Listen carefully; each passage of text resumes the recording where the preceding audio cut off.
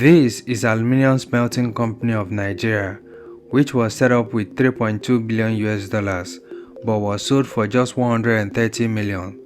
Similarly, this is Delta Steel, which was set up in 2005 at a cost of 1.5 billion US dollars but was sold for 30 million US dollars. And also, this is Eleme Petrochemical, which was built at a cost of 2.4 billion US dollars but was sold to Indorama Corporation at just 215 million US dollars. All these and many more were sold for just a peanut fee between 1999 to 2007 under the supervision of this man, Atiku Abubakar. Welcome to Today's Africa, and in this video we will talk about this in detail. Please do make sure you subscribe to our channel and stay with us till the end of the video to understand this fraud in details. During the first tenure of Olusegun Obasanjo, he created a kind of a council called National Council on Privatization. So Obasanjo entrusted Atiku with that position to oversee the privatization of national assets to make them more functional, because most of these assets were built by the military government. What happened? In that council that Atiku presided over, we have what they call ASCOM. ASCOM, located in Akwa Ibom, I think Ikot Basin, was in Africa, in aluminium smelting. It cost federal government $3.5 billion to set up that ASCOM. But what did Atiku do with it? He sold it for $130 million. Yes, you know who they are. Former President Olusegun Obasanjo and his vice, Atiku Abubakar. Between 1999 to 2007, Olusegun Obasanjo and Atiku Abubakar were the president and the vice president of Nigeria, respectively. Between these years, the two men were members of the same political party, the People's Democratic Party (PDP). However, their relationship went sour over time, and the two men ultimately fell out with each other.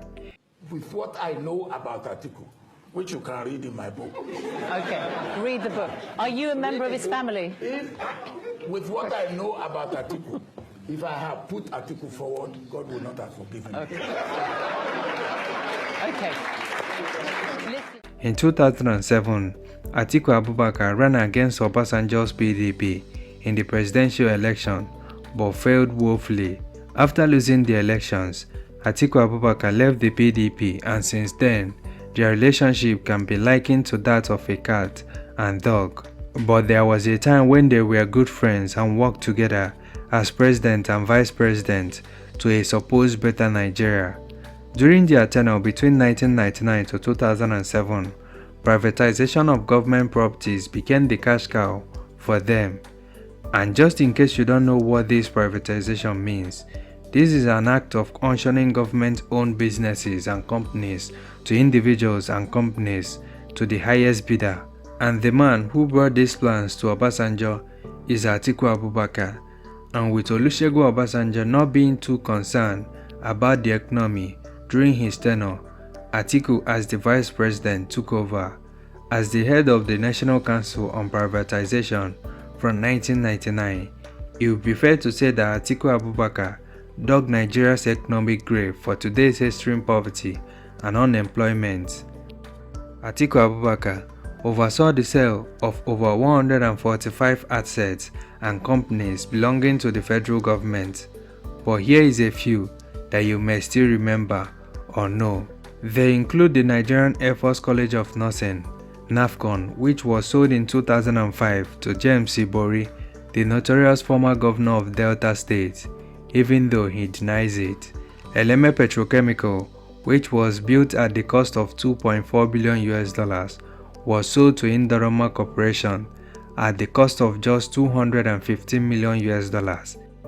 Daily Times newspaper, sold in 2004, Ugeli Power, Abim Power, Nikon Insurance, Alscon, the almighty Transcorp Hilton Hotel, Nikon Luxury Hotel, Sunti Sugar Limited, Netcom House, MM2 Airport, Ikeja, and many more. To understand how fraudulent these transactions were, the Aluminium Smelting Company of Nigeria, ASCON, which was set up for $3.2 billion, was sold to a Russian firm, Rusal, for a paltry of $130 million. Similarly, Delta Steel, which was set up in 2005 at a cost of $1.5 billion, was sold to Global Infrastructure for just $30 million. Also, Eleme Petrochemical, which was built at the cost of $2.4 billion, was sold to Indorama Corporation at just $215 million. And not to mention about some of these companies and assets which he withheld or sold to himself, which the money is probably lying somewhere in UK or maybe in his thousands of houses in Dubai. So, in Articulated Business Theory 101, sell to yourself government assets and leave millions in poverty to set up and acquire personal businesses that provide for a few and become a messiah of poverty. And just in case you are filming already, Atiku didn't employ the few hundreds he employed because he likes them or because he wants to provide employment. He just needs them to work and preserve what he took from the government. So, enough of debate of him employing thousands of people. A man who brought the idea and supervised the sale of over 145 federal investments as a vice president without a thought for today wants to be your president. He did not resuscitate them after buying them. He sold them to whoever agrees to his personal terms. All this happened in the 8 disastrous locust years of Obasanjo and Atiku. Recession didn't just happen, they plundered us into recession, and he has recently proposed to do the same if he becomes the president in 2023. No wonder he has been running to become a president. So there you have it. Thanks for watching today's Africa. Please do make sure you subscribe and click the notification button so you don't miss any of our latest video. And please like and share this video as well. Don't forget to let us know what you think about this in the comment section below. I have always said, I don't say I don't make mistakes, I make many of them. But one thing that has happened to me is that God has never disappointed me. And that is very important. My mistake.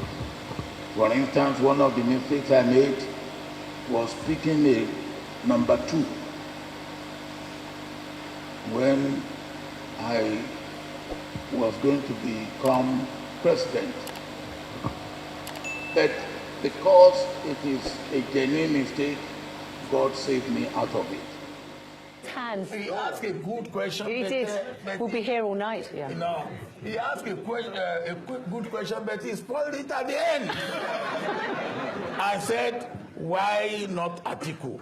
What issue do you have with him? That was Zainab Osman, yeah, okay. Zainab? Yeah. I have no personal issue with Atiku, but if I then, with what I know about Atiku, which you can read in my book. Okay, read the book. Are you a member of his family? With what I know about Atiku, if I have put Atiku forward, God will not have forgiven me. Okay. Okay. Listen.